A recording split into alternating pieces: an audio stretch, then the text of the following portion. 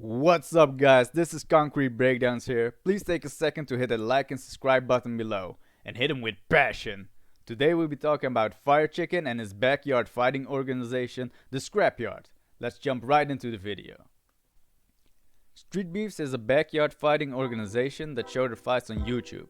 Street Beefs as a concept is growing in popularity and sprouting different sister organizations or chapters around America to keep up with the high demand for fight videos, as well as to give fighters in different spots of the country the chance to compete.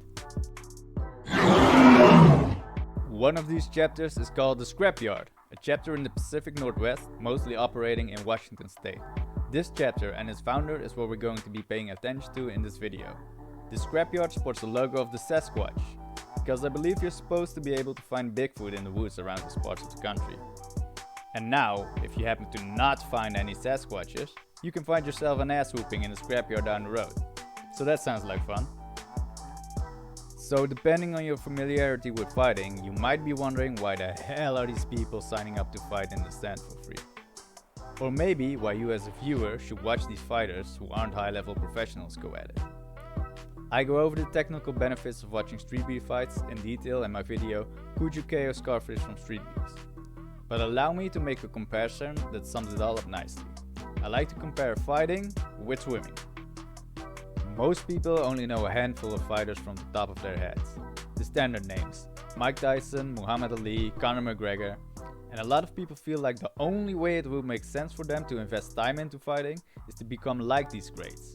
There's a general thought of, I could never be a ferocious champion like Tyson, so therefore fighting isn't for me. There's such an emphasis on being a world champion in the minds of people when it comes to fighting. And that's the weirdest thing to me. Nobody thinks, oh, I could never be like Michael Phelps, so I'm not going to learn how to swim. No, you learn how to swim because you don't want to drown when you fall in the water. Because you don't want to skip out on all the activities involving the water. Only a few people in the world can become Olympic gold medal swimmers, but a lot of people can benefit from swimming. And the same goes for fighting. It's a skill people want to develop because it's beneficial. You want to be able to prevent getting damaged if you were to be physically attacked, and you want to take advantage of all the other physical, social and psychological benefits of developing this skill. You don't need to become world champion for it to be a worthwhile endeavor. I'm sure you can read about swimming techniques or try swimming techniques on dry land, and that might be somewhat beneficial. But at the end of the day, you're gonna have to jump in that water to actually learn how to swim. And if you want to learn how to fight, you'll have to enter that ring or cage and compete. And that's where a backyard fighting organization like the Scrapyard comes in. The Scrapyard provides a place for people from all levels of skill to jump in that water and learn how to swim. You don't need to pay, you don't need to sign up for any organization. You can just show up with your gloves while still having a safe, controlled, legal environment to compete. And the fact that these fights are drawing big numbers on YouTube adds a whole other layer to it. A depressed guy that is being picked on can sign up for a jiu-jitsu class, train half a year, enter an MMA match in the Scrapyard, and be YouTube famous for his fight skills the next day. That can happen anywhere else. And regardless whether you're being picked on or not, there are tons of cool characters and interesting fight styles that get the time to shine only because of these Street Beefs videos. It's really fun to see these fighters develop. Following the channel gets better over time. Once you know a few of the household names, you're suddenly going, oh shit, this guy is fighting this guy, and from that point you're hooked. So one of these household names of the Scrapyard is Gumby. Gumby is this unassuming, baby-faced, skinny Christian kid. Oh, glory to God, man. I first saw him fight a few months ago and he was doing alright. A little better than his appearance would have you guessing. But in his latest fight, you see him reaching a whole new level. He was timing these mean left round kicks to the body underneath his opponent's punches. Really shows he's been putting time in his Muay Thai. Gumby eventually got a stoppage in this fight by using effective, patient ground and pound. Don't let anyone tell you otherwise, that's a showing of skill right there. Dope to see this humble guy turn slowly into a killer, fight over fight. Another regular of the Scrapyard is Gash. Gash is a fighter obviously somewhere on the gender spectrum. I don't see the point of getting political and go for SJW talking points on here, but I think it's really cool nobody is forcing Gash's fights to be about gender.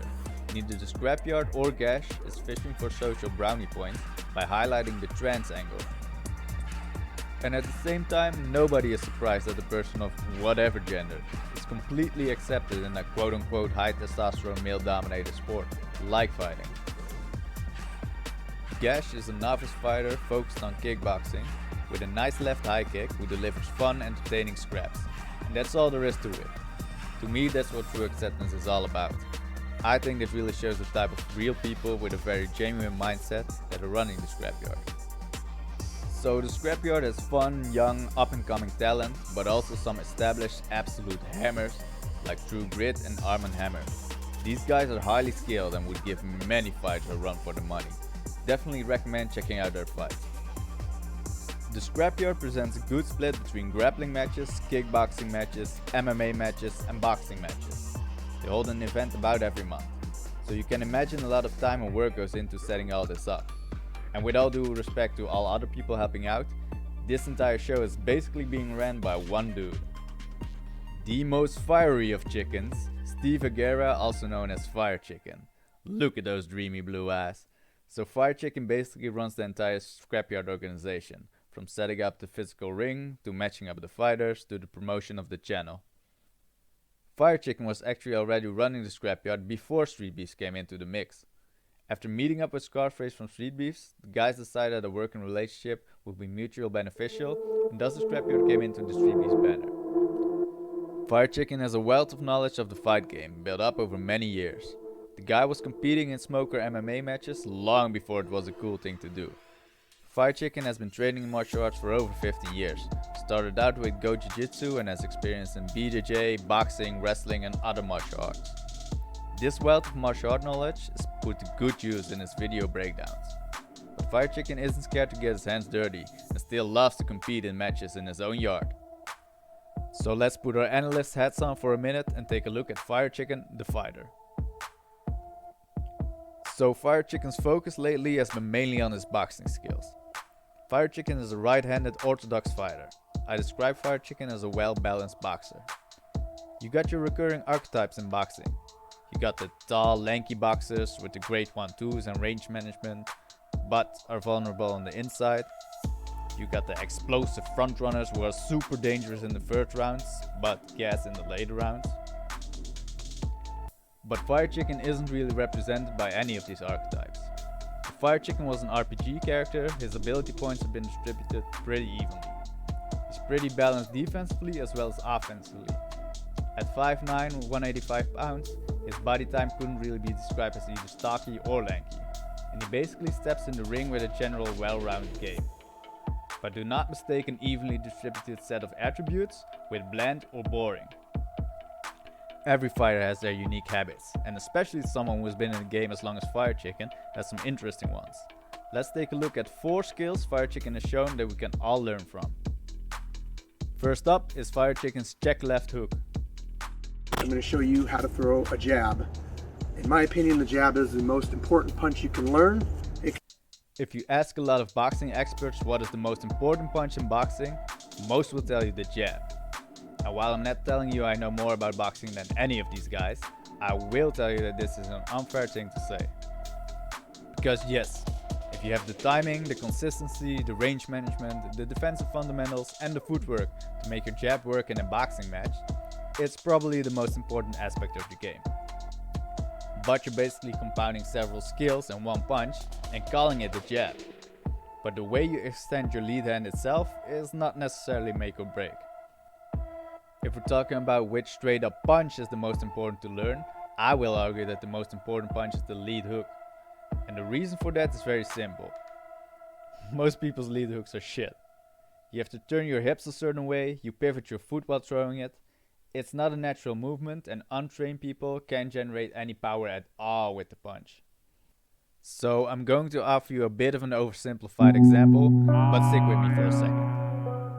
If you take an untrained dude from the street and put him in a mirror boxing match with a clone of himself, so with every physical and skill aspect being the same, let's say this guy is a right-handed orthodox fighter, meaning his lead hand is his left hand. Most untrained people can generate at least a decent amount of power with the right hook or right overhand. If you'd have these two untrained clones fight, you'd basically get a cat and mouse game focused around the power hand between them. Now if we take one of these clones and teach him a proper left hook, that guy would win every single time. The clone without the left hook will throw his right hand, will be forced to reset his hips to throw another right hand. While the clone with the left hook will have double the amount of opportunity to land a power shot in every single exchange. To the clone with the left hook, it's basically like having a superpower. A great example of this concept is Firechicken's fight with opponent Steady Eddie. In this fight, Firechicken cracked Eddie with a check left hook over and over and over and over again. By timing his opponent's entry, Firechicken can land the left hook while simultaneously pivot out of the line of his opponent's attack. If his opponent were to force himself in the pocket anyway, Firechicken's right hand would still be cocked back and ready to fire. It's a simple concept, but the ability to have notable firepower in both hands instead of one is truly a game changer for anyone getting into fighting. Now, Firechicken's hooks are some of his best punches in general. His great left hook sets up the right hook, and his right hook is also quick and accurate. Firechicken really has quite a knack for finding exposed temples with his shots. His hooks are definitely some of his best punches. Next up is the elbow block out of the Philly shell. One of the main staples of Firechicken's defense is his Philly shell. The Philly shell is a guard where you lower your lead hand and use your lead shoulder to protect your chin. A technique made famous by Floyd Mayweather Jr. The Philly shell requires composure, good eyes, and the ability to shoulder roll. It gives the user a different set of offensive and defensive options than an orthodox guard once it's mastered.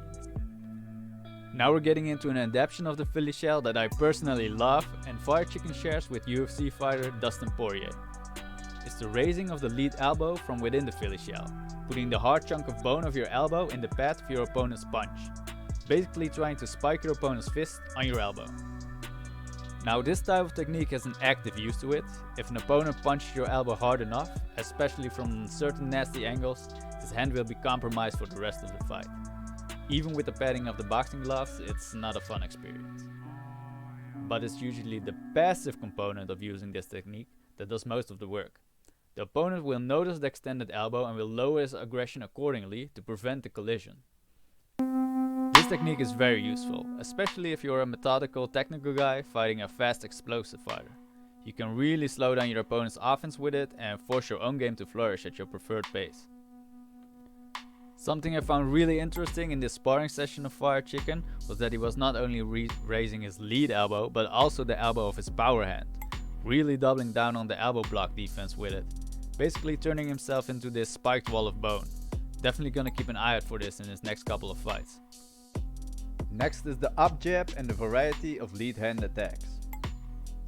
So Firechicken fights good chunks of his fights in a Philly shell, but also regularly shifts between a Philly shell and an orthodox guard, which consequently means his lead hand is down for certain parts of the fight and raised in other parts of the fight.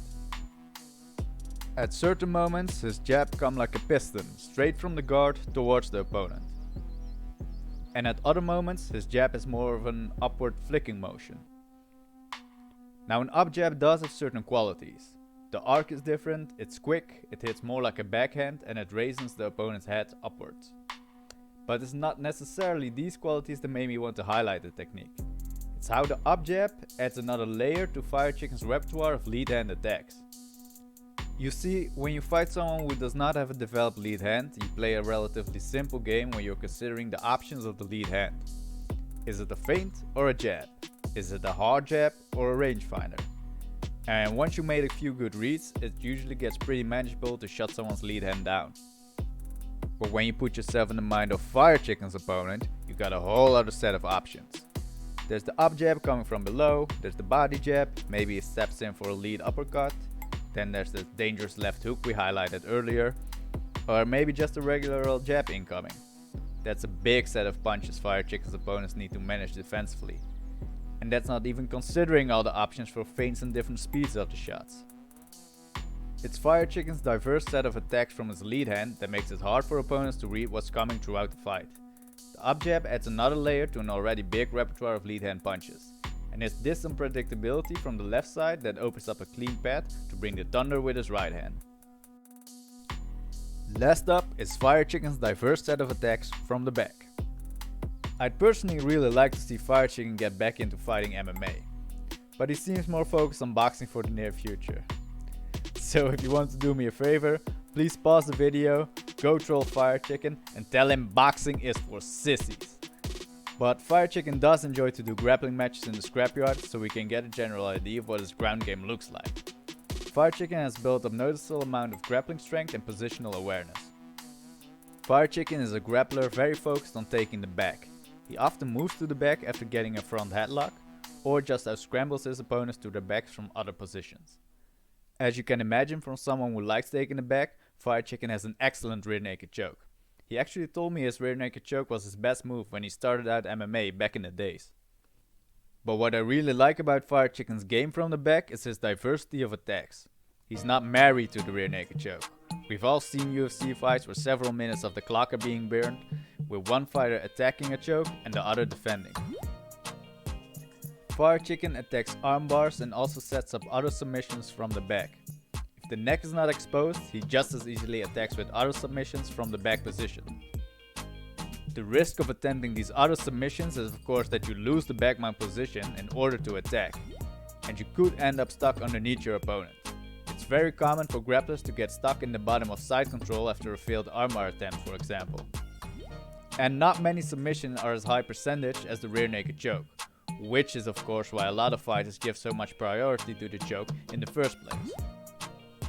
But if you're a good back taker and you have confidence in your overall grappling game, you should trust in your ability to eventually retake the back after you lose position. The whole point of taking the back in the first place is putting yourself in a position where the opponent can see you, and also putting yourself in a position that's hard to reach. By only attacking the neck, you are basically giving up both these advantages. Being diverse and unpredictable is worth the risk of a failed submission attempt, and Firechicken puts this to good use in his grappling matches.